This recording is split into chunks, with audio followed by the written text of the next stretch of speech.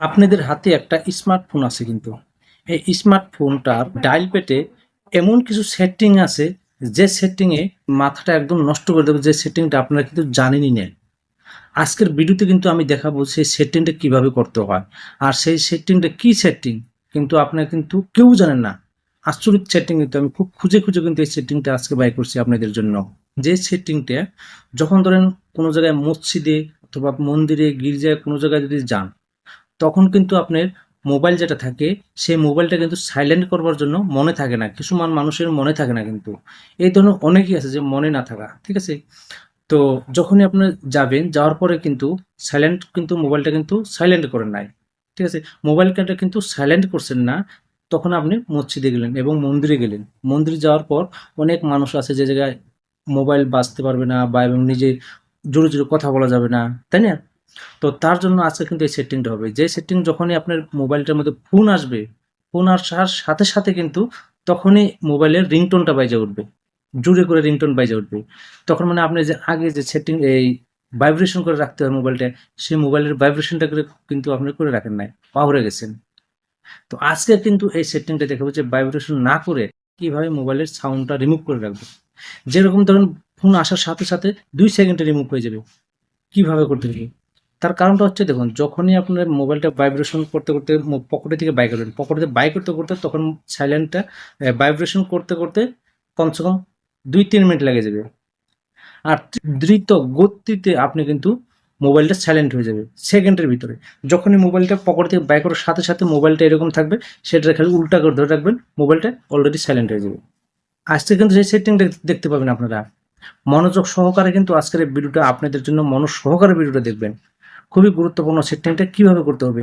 আজকের ভিডিওতে কিন্তু আমরা দেখাবো, লাইভ প্রুফ দেখাবো। আগের ভিডিওতে আমি বলছি যে আপনাদেরকে আমি যেগুলো ভিডিও করবো সবকটা কিন্তু লাইভ প্রুফ পাবেন, একদম আপনার লাইভ প্রুফ দেখিয়ে দিতে হবে। তো বেশি দেরি না করে তো চলুন আমরা মূল কাজে যাই। যে তো চলুন সেটিংটা করার জন্য কি কাজ করতে হবে। সেটিংটা করার জন্য আপনার যেটা ডায়াল আছে, যেটা তো কল করেন সবসময়, ঠিক আছে, সেই জায়গাটা ওপেন করে নেবেন। আপনি এই ধরনের ডায়াল প্যাডটা যখন ওপেন করে নেবেন, ওপেন করার পর দেখবেন যে উপরে একদম 3 ডট বলে একটা অপশন আছে।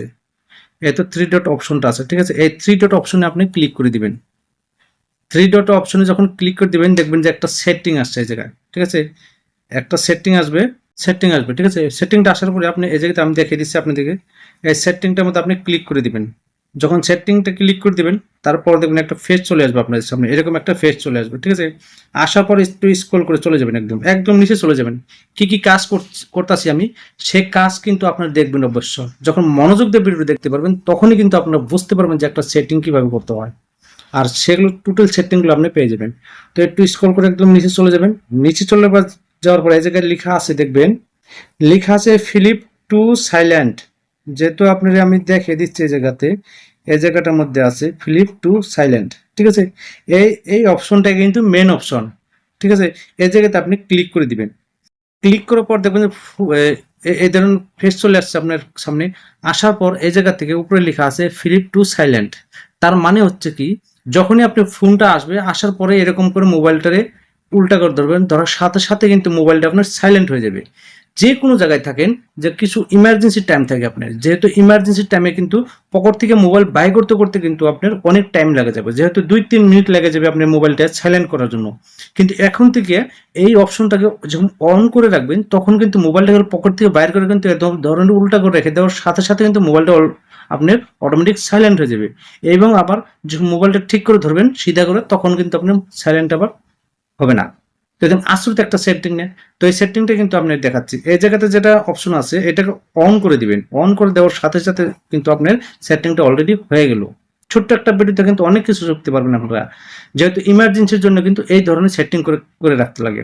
আর যখন এই ধরনের সেটিং করে রাখবেন, মোবাইলটা কিন্তু অটোমেটিক আপনার খুবই সৌন্দর্য দেখাবে। আর মানুষই বলবে, শালার এটা কোন জায়গা থেকে এরকম সেটিং করছো, আমাকে একটু দেখিয়ে দাও তো।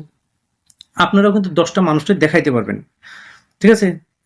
তো আমি এখন বলবো যে এই ধরনের সেটিং করে রাখার জন্য চ্যানেলটাকে সাবস্ক্রাইবার করে অল নোটিফিকেশনটা অন করে রাখুন, যেহেতু আপনার এই ধরনের ভিডিও আপনাদের কাছে খুবই দরকার, প্রয়োজন হয়ে যায়, ঠিক আছে।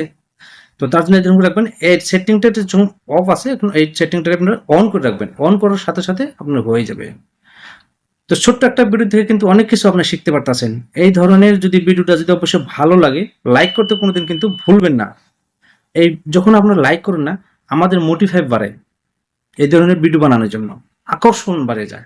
তো যার জন্য কোনো সময় লাইক করতে ভুলবেন না।